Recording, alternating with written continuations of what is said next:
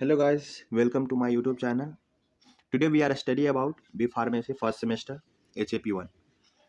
इसमें important question है explain transport mechanism across plasma membrane.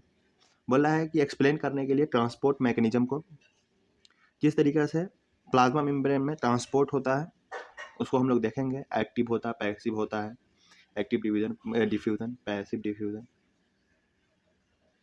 तो transport mechanism across cell membrane में आगे हम लोग किस तरीके से होता है.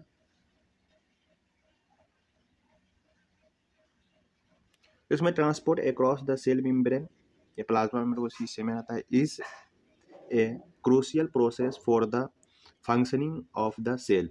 क्या बोल रहा है? क्रूशियल प्रोसेस है जो सेल के फंक्शनिंग के लिए.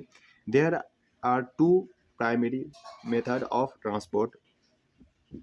इसमें जो मेनली जो ट्रांसपोर्ट होता है इसमें टू मेथड से ट्रांसपोर्ट होता है, एक पैसिव एंड एक एक्टिव. हम लोग देखते हैं कि पैसिव ट्रांसपोर्ट जो होता है वह किस तरीके से होता है. पैसिव ट्रांसपोर्ट में होता है this does not requires energy. इसमें कोई भी एनर्जी एटीपी की रिक्वायर्ड नहीं होता है.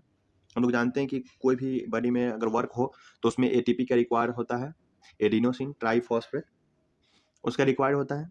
जिसमें से यह बोल रहा है कि पैसिव ट्रांसपोर्ट में होता है कि this does not required energy, इसमें एनर्जी रिक्वायर्ड नहीं होता है. Expenditure by the cell. There are two main types. इसमें भी दो टाइप्स से हैं. पैसिव ट्रांसपोर्ट में भी ये सब दो टाइप है. फर्स्ट वन देखते हैं डिफ्यूजन. डिफ्यूजन क्या होता है, एक फैसिलिटेड डिफ्यूजन क्या होता है. तो डिफ्यूजन में हम लोग देखेंगे कि डिफ्यूजन क्या होता है. The movement of molecules from an areas of higher concentration to an areas of lower concentration. बोल रहा है कि ऑब्वियसली जब हाई कंसंट्रेशन के लो कंसंट्रेशन फ्लो होता है तो कोई एनर्जी नहीं लगता है, अपने आप वो फ्लो होता है. तो बोल रहा है कि the movement of molecules from an higher an area, one area से अनदर एरिया में जब जाता है हाई कंसंट्रेशन से लो कंसंट्रेशन की तरफ, तो कोई एनर्जी रिक्वायर नहीं होता. यह नेचुरल प्रोसेस होता है और यह रेंडम होता है. ठीक है. उसमें आता है फैसिलिटेड डिफ्यूजन. फैसिलिटेड डिफ्यूजन में क्या बोल रहा है, some molecules like ions and large polar molecules. Ions हो गया और लार्ज पोलर मॉलिक्यूल्स, ऐसे मॉलिक्यूल्स जो आयन कटायन में वो डिवाइडेड हो, बंटवारा हो, तो उसको पोलर मॉलिक्यूल से बोलते हैं. ऐसे मॉलिक्यूल्स जो पोलर हो can not easily pass through the lipids by layer. जो पोलर मॉलिक्यूल्स होता है और आयंस जो होता है वह लिपिड बाई लेयर जो है वह क्रॉस लिपिड बाई लेयर से इजिली पास नहीं हो पाता, इसलिए इसमें क्या होता है ट्रांसपोर्ट की रिक्वायर होता है. जिसमें से protein help to them cross. जो प्रोटीन जो होता है वह क्रॉस कराने में हेल्प करता है आयंस का और पोलर मॉलिक्यूल्स का. इसमें से हम लोग आप देखते हैं सेकेंड वाला है एक्टिव ट्रांसपोर्ट. एक्टिव ट्रांसपोर्ट में इसमें एनर्जी रिक्वायर्ड होता है. बोला है कि this required energy usually in a form of ATP. जैसे एटीपी है, एटीपी का फुल फॉर्म हमें कभी कभी इसमें एग्जाम में पूछ लेता है, adenosine triphosphate. To most molecules against their, बोला कंसंट्रेशन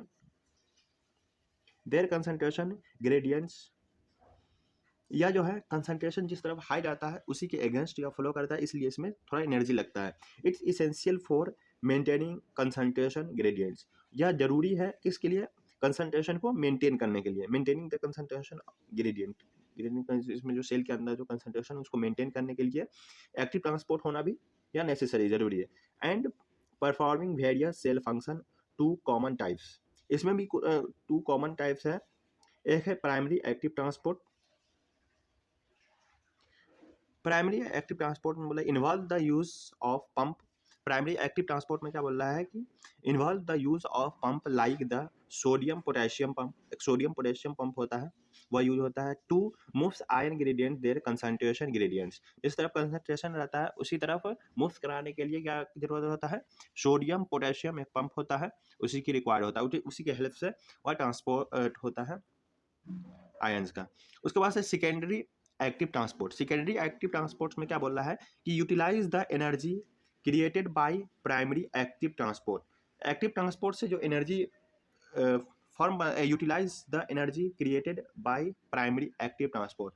एक्टिव ट्रांसपोर्ट से जो प्राइमरी एक्टिव ट्रांसपोर्ट से अभी जो प्राइमरी एक्टिव ट्रांसपोर्ट देखें जिसमें सोडियम पोटेशियम पंप रिक्वायर्ड होता है, उसी से जो क्रिएट होता है एनर्जी उसी का रिक्वायर्ड करके यह सेकेंडरी एक्टिव ट्रांसपोर्ट होता है. इसमें क्या मूव्स होता है, मूव्स दिया जाता है substances. This can be symports moving in the same direction.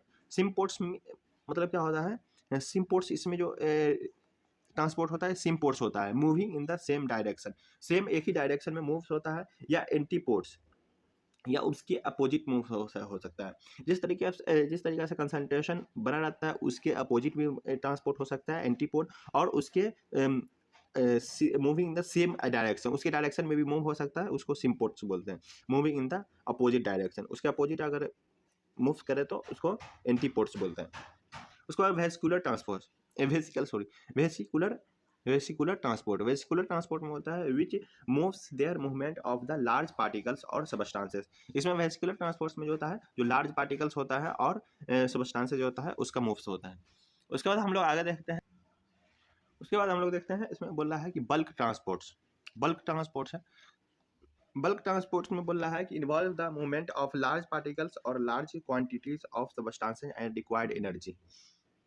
ये भी वेसिकुलर ट्रांसपोर्ट की तरह ही है, जिसमें बोल रहा है कि इसमें बल्क ट्रांसपोर्ट्स और large quantities of substances require, इसमें भी एनर्जी रिक्वायर्ड होता है। बाकी एक्टिव ट्रांसपोर्ट में रिक्वायर्ड होता है एनर्जी। अगर बोल सकते हैं पैसिव जो होता है, पैसिव डिफ्यूजन या पैसिव ट्रांसपोर्ट, उसमें कोई एनर्जी रिक्वायर्ड नहीं होता है, बाकी सब में एनर्जी का जरूरत पड़ता है।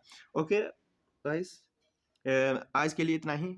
ये इंपॉर्टेंट क्वेश्चन था, 5 मार्क्स में इतना जितना मैंने बताया, 5 मार्क्स में अगर आप लिख दें तो यह सफिशियंट है। अगर यह वीडियो अच्छी लगी तो लाइक करें, सब्सक्राइब करें एंड अपने दोस्तों को शेयर कर दें। Okay, thank you.